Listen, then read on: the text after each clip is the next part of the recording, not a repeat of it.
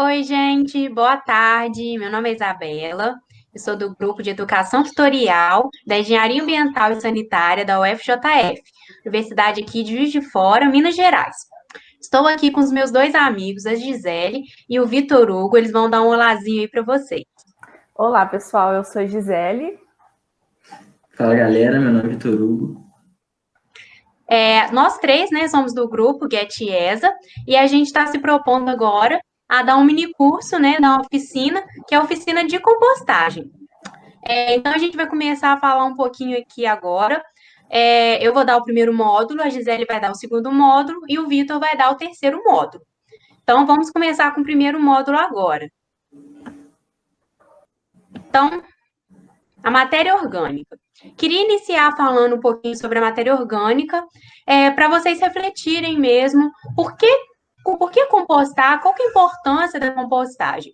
Então, assim, se a gente começar a pensar, antigamente, onde as pessoas viviam praticamente só na área rural, elas viviam num local onde haviam as plantações dela e também haviam a produção ali, né, de alimentos e a criação de gado.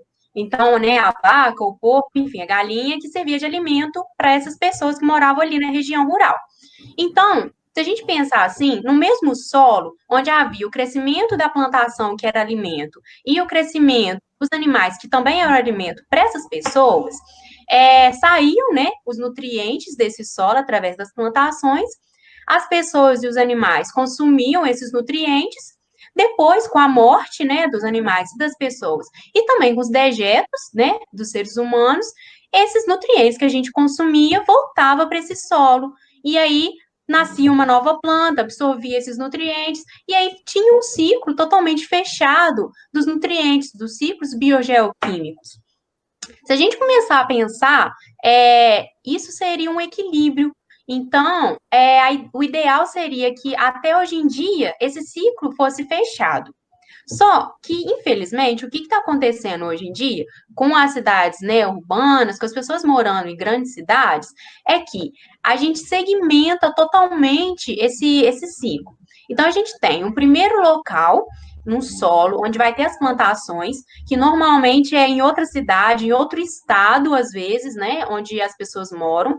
Vai ter ali as grandes plantações que vão servir de alimento, vai ter um local onde vai ter as pastagens, que também vai ser em outra cidade, em outro estado, diferente, e esses animais vão consumir esses alimentos plantados, né? E depois vai ter um outro terceiro local, um terceiro solo, que é onde as pessoas vivem, as áreas rurais, as áreas urbanas, né? Então, são as grandes cidades. Essas pessoas, então, elas vão estar consumindo os alimentos de animais, e aí o que está acontecendo? Um problema. Por quê? Primeiro, o solo que eu falei, que é o solo onde tem a plantação, ele vai estar absorvendo muito nutriente, porque ali as plantações vão estar absorvendo todo o nutriente daquele solo e vai estar tendo um esgotamento de nutrientes. No segundo e no terceiro solo, que é onde vai ter a criação de gado, né, dos animais, e aonde a população mora, vai estar tendo um acúmulo de nutrientes, porque os animais vão consumir, vão morrer, enfim, e vai estar acumulando ali o nutriente e não sai nada, porque não há nenhuma plantação ali, e das pessoas muito menos, né, aonde vai os resíduos que a gente gera? Basicamente para aterros sanitários, né? Claro que tem outras disposições, mas basicamente para aterro sanitário, e lá não há plantação nenhuma, enfim, só está tendo deposição de nutrientes. Então, assim, a gente quebra totalmente esse ciclo.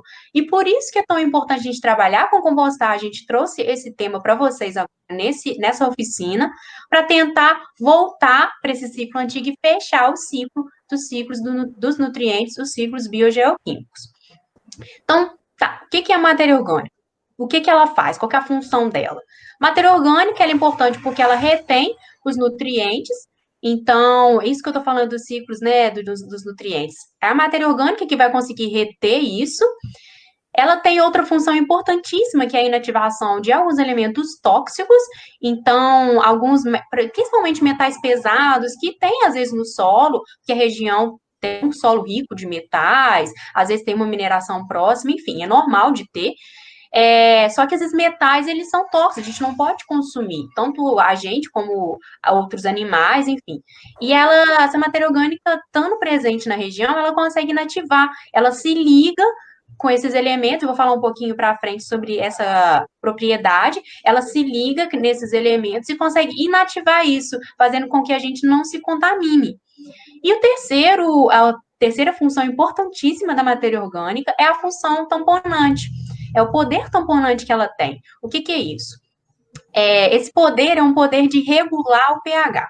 Então, a gente sabe, muitos solos aí têm a característica de solos ácidos, até, inclusive, as pessoas usam aditivos químicos para neutralizar esse solo, por eles serem ácidos a partir das chuvas ácidas e das grandes indústrias, enfim.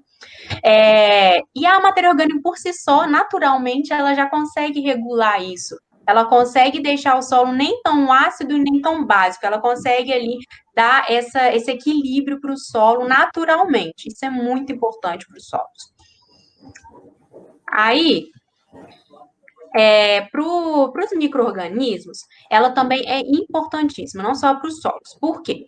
Para os micro-organismos, ela é a fonte de carbono. Então, para quem não é da área, micro-organismo, né, todo ser vivo, ele precisa de fonte de carbono e de nitrogênio para sobreviver. A fonte de carbono já é suprida aí pela matéria orgânica. Então, isso é muito importante.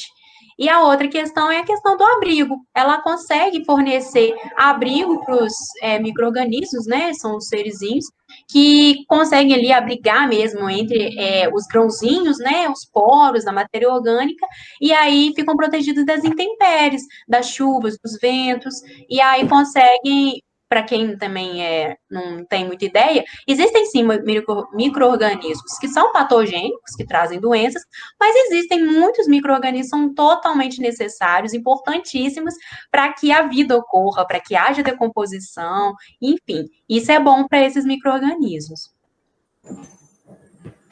Completando aqui, a matéria orgânica é importantíssima para o solo, porque ela aumenta a porosidade do solo, e ela ajuda, com essa porosidade maior, a reter a água. Então, dentro desses porozinhos, ela vai reter a água. É justamente o que eu até coloquei no slide aí abaixo. É a presença dos micro e macroporos.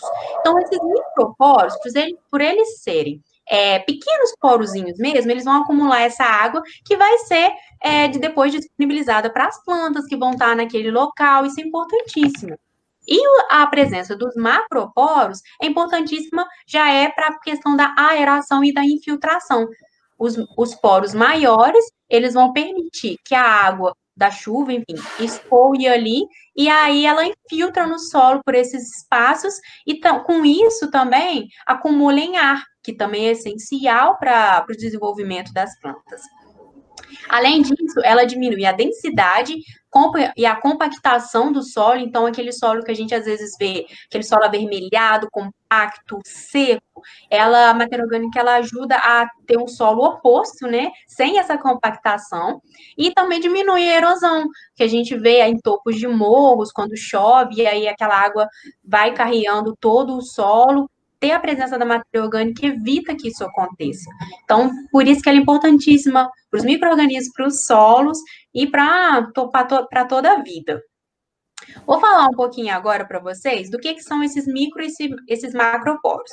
Como eu acabei de explicar, né, os microporos são responsáveis por essa retenção da água, por serem poros bem pequenininhos, e os macroporos são aqueles que vão permitir a aeração desse solo e a infiltração, como mostra na imagem aí que vocês podem observar. Isso que vai fazer as raízes das plantas crescerem e se desenvolverem. Então, do que a matéria orgânica ela é composta?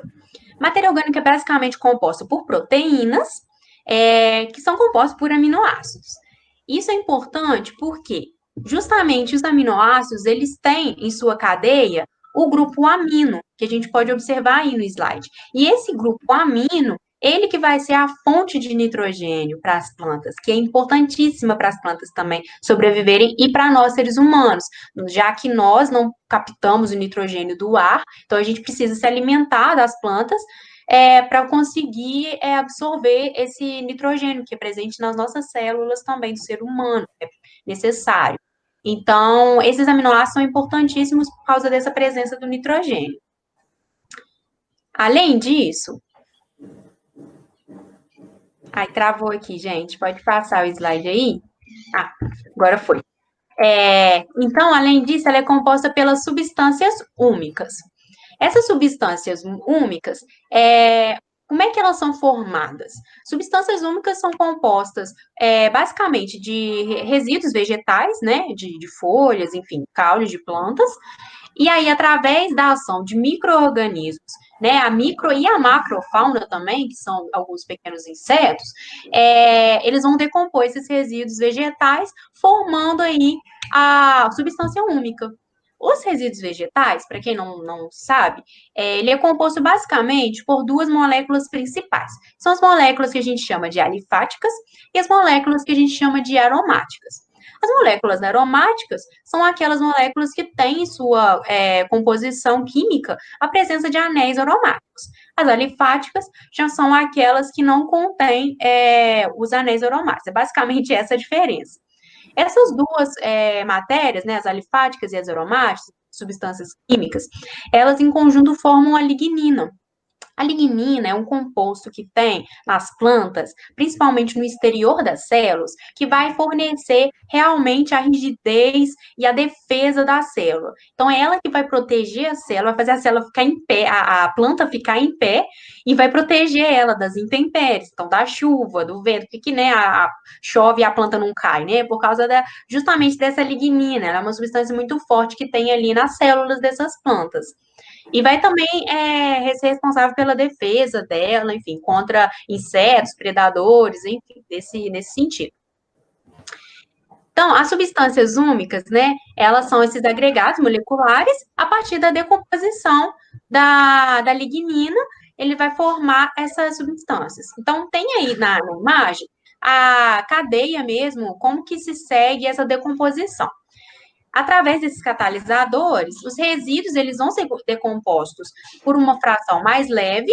Essa fração leve depois vai se transformar nos ácidos fúlvicos, os ácidos úmicos e virar posteriormente a umina, que tem a coloração escura. Então, por isso, que quando a gente vê um solo com coloração bem escura, a gente sabe que aquele, assim, às vezes os avós falam, esse solo é bom, solo preto.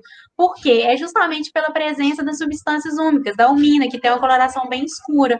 Diferente, totalmente diferente daquele solo avermelhado, que às vezes a gente vê, aquele solo tosco, né, duro, seco, que não tem presença dessa umina. Então, é por isso que os solos têm essa cor mais escura mesmo.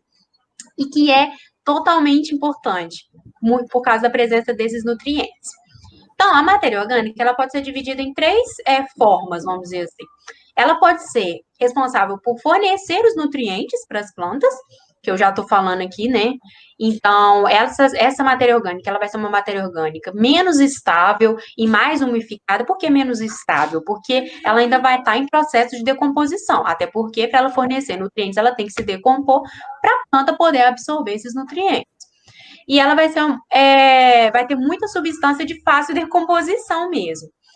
Ela também pode ser condicionadora físico-química do solo, que aí tem aquela questão da importância para o solo, então ela vai ser mais estável do que a que eu acabei de falar, também bastante umificada, e aí ela tem aquelas propriedades que eu falei que é da importância, da questão da infiltração, da retenção de água, do poder tamponante de regular o pH e da alta CTC, que eu vou falar também daqui a pouquinho o que é essa alta CTC. E a terceira característica muito boa é a questão dela ser condicionadora biológica do solo, que é o que eu falei da importância para os micro-organismos. Ela serve de fonte de carbono e de abrigo para os micro-organismos. Então, para falar um pouquinho agora da CTC, a CTC ela é a capacidade de troca catiônica. O que é isso? É o que eu falei lá no início da questão dos compostos tóxicos, que ela inativa os compostos tóxicos. É justamente por causa dessa capacidade que ela consegue inativar esses elementos. Porque o que acontece? Na química ali, na matéria na fórmula química, vamos dizer assim, da matéria orgânica e de outros compostos, eles conseguem trocar o cátion. Então, por exemplo, se a gente pega um metal pesado, né, que é um cátion, por exemplo, o cádmio, que eu dei o exemplo, mas poderia ser mercúrio, enfim, qualquer outro metal pesado. Esse cádmio, ele é cátion, né? Estou falando cádmio. Esse cátio, ele é trocado, né, de lugar mesmo na fórmula com a matéria orgânica, que vai liberar uma outra substância, por exemplo, o cálcio, que é até natural ter ali nos resíduos orgânicos que a gente gera, e que não é tóxico nem nada, pelo contrário, faz bem. Então, por ela conseguir trocar esse cátion de lugar com esse metal pesado, ela inativa esse metal pesado e libera outras substâncias boas, benéficas para o solo, para as plantas, e por isso que ela consegue inativar esses elementos tóxicos. A questão da estabilidade dela, eu vou falar bem rapidinho, porque é importante, porque às vezes as pessoas falam, por que não usa um composto, então, uma substância química, né, um adubo químico industrializado para adubar as plantas? Qual que é a vantagem de você usar um natural, que é o composto que a gente vai formar com a compostagem?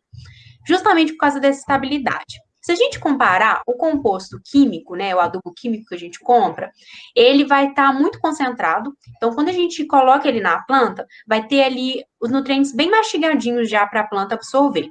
Essa planta vai absorver e aí, quando não vai absorver tudo, porque está muito concentrada, ela vai absorver só uma parte que ela precisa, né, obviamente. E aí, quando chove, todo o restante desse nutriente que você colocou ali no pé da planta vai embora quando chove, vai ser infiltrado no solo, vai ser carreado depois, vai embora. Já o composto orgânico da compostagem que a gente gera, ele tem estabilidade muito maior. Então, quando a gente coloca ele na planta, ele vai demorar a fornecer os nutrientes, ele demora um pouquinho, não é tão instantâneo. Então, a gente coloca, eu dei um exemplo aqui, só para vocês terem ideia, não é exatamente a quantidade de dias, até porque depende da composição ali, do composto seu, mas eu coloquei só para vocês terem uma ideia. Vai passar um dia, vai uma porcentagem ali daquele nutriente vai ser absorvido pela planta. Aí vai passar mais 30 dias, mais um pedacinho vai ser absorvido. 60 dias, mais um pedacinho. Ou seja, aos poucos que vai ser fornecido esse nutriente para as plantas, ao invés de ser fornecido tudo de uma vez só.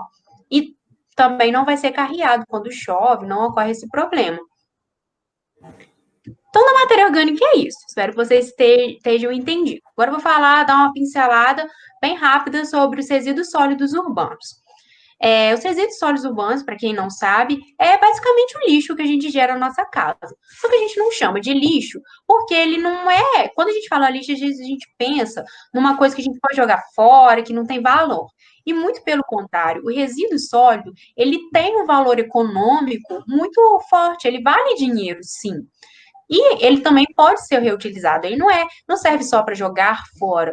Pelo contrário, a gente consegue reaproveitar ele de várias formas. Inclusive, tem uma política nacional, que é a Política Nacional de Resíduos Sólidos, que inclusive é bem nova, fazendo 10 anos, né? Ela é de 2010, e fala um pouquinho sobre os resíduos sólidos. Nessa política, no artigo 36, eu separei 3 parágrafos, assim, só para a gente ter uma ideia do que ela fala. Ela já prevê, né, já em 2010, que deveria ter um aproveitamento, né, tem a necessidade de ter um aproveitamento dos resíduos sólidos e dos recicláveis dentro das cidades. Deve ter um sistema de coleta seletiva, que a gente sabe que não é em todo lugar que vai ter essa coleta seletiva. Vocês podem conferir aí na casa de vocês, na cidade que vocês moram, mas aqui em Juiz de Fora tem, em alguns bairros, não são em todos, né? Então, isso é um problema. E o 5º parágrafo desse artigo 36 já fala da compostagem, fala que deveria ter uma implementação dos sistemas de compostagem para os resíduos orgânicos e uma articulação ali de como seria utilizado esse composto depois. Que para mim é aquilo que menos acontece, porque reaproveitamento de resíduos sólidos e o sistema de coleta seletiva, você ainda vê em algumas cidades acontecendo até de forma boa, né? Agora, a questão do sistema de compostagem, para mim, é o que eu menos vejo. Aqui na minha cidade, por exemplo, não conheço, né, não tenho conhecimento de que exista, e eu acho que por isso que a gente precisa de tentar fazer nas nossas casas, para a gente não ficar só esperando políticas públicas quanto a esse tema. Os resíduos sólidos, eles são divididos basicamente nos recicláveis e nos rejeitos. Os rejeitos realmente é aquilo que a gente não tem como utilizar, por, por motivos de saúde, enfim, que a gente tem que realmente levar, dar uma disposição correta, por exemplo, os aterros sanitários. Os recicláveis é tudo aquilo que a gente consegue aproveitar de alguma forma. Então, ali, metais, papel, enfim, que a gente já conhece, lâmpadas também, pilhas, porque tem como aproveitar, às vezes, os metais, o vidro, enfim. E os materiais orgânicos. Para vocês terem uma ideia, vou passar aqui. Para vocês terem uma ideia, mais de 50% da matéria, do resíduo sólido que a gente gera em casa é matéria orgânica. Então, é muita quantidade para a gente simplesmente jogar fora. A gente tem que ter um reaproveitamento desses 50% do resíduo que a gente gera nas nossas casas. Então, o ideal seria que esses resíduos orgânicos eles fossem levados para um sistema de compostagem ou de um reaproveitamento dessa parte orgânica. A parte dos rejeitos teria uma destinação correta, como, por exemplo, os aterros sanitários, e uma outra parte seria os recicláveis, né? Igual tem aí, garrafa PET, latinha, seriam levados para o sistema de triagem e levados para reaproveitamento, reuso de alguma forma. Esse seria o ideal. Como eu falei, a parte do resíduo orgânico, não só existe a compostagem, tá? Existem várias formas de disposição, como, por exemplo, os incineradores, que têm alguns problemas pela questão de geração de gases, os biodigestores, que já são melhores destinações pelo aproveitamento dessa energia, os minhocários e a compostagem, que a gente vai falar o curso inteiro sobre isso, então vocês vão entender melhor a diferença deles. Os aterros sanitários, enterramento e lixão, que não é opção, tá? Não é uma opção, até inclusive está proibido a implementação de lixões, porque não são soluções boas e nem ambientalmente corretas para a disposição. Tá até com um xizinho aí. E aí, esses processos que a gente pode fazer com a parte orgânica, a compostagem que a gente vai falar, os reatores, que são semelhantes, né? Ele tem a decomposição da matéria orgânica, só que em vez de ser aeróbio, como é a compostagem, ele é anaeróbio, não tem a presença de oxigênio, são reatores fechadinhos, não... Então, assim, ocorrem de uma forma um pouco diferente da compostagem, mas também de forma correta, benéfica. E o carvão, que é o biochar, que é basicamente queimar a matéria orgânica de uma forma totalmente controlada, não é simplesmente botar fogo ali, né? E vai formar esse carvãozinho que é muito rico de nutrientes, que pode ser também reaproveitado como uma forma de adubo. Então, para finalizar aqui a minha parte, queria voltar no ciclo, que foi o primeiro slide que eu falei, né, do fechamento dos ciclos biogeoquímicos. Então, para fechar esse módulo 1, queria que vocês pensassem novamente nesse ciclo. A gente vai conseguir fechar o ciclo que eu falei lá no início, não precisa da gente voltar no tempo e voltar a viver nas áreas rurais, a gente pode continuar vivendo nas cidades, que a gente vai conseguir fechar esses ciclos biogeoquímicos da forma que a gente faz a compostagem, que a gente pega o resíduo, né, de frutas, legumes e verduras, junta com a matéria seca, restos de plantas, né, folhas secas, serragem, junta isso numa composteira, pode ter a presença ou não de minhocas. Eu dei um exemplo aqui com a presença de minhocas, mas pode ser sem. Vai formar o adubo que vai, né, servir para plantar novos alimentos, novas plantas, que vão servir de alimento e vão fechar esse ciclo todinho, esses ciclos biogeoquímicos, e vai acabar com esse problema que a gente está tendo hoje desses solos separados, né? Então, por isso, a grande importância da compostagem. Espero que vocês estejam amando o nosso curso. Agora, a Gisele vai continuar com vocês aí. Beijo.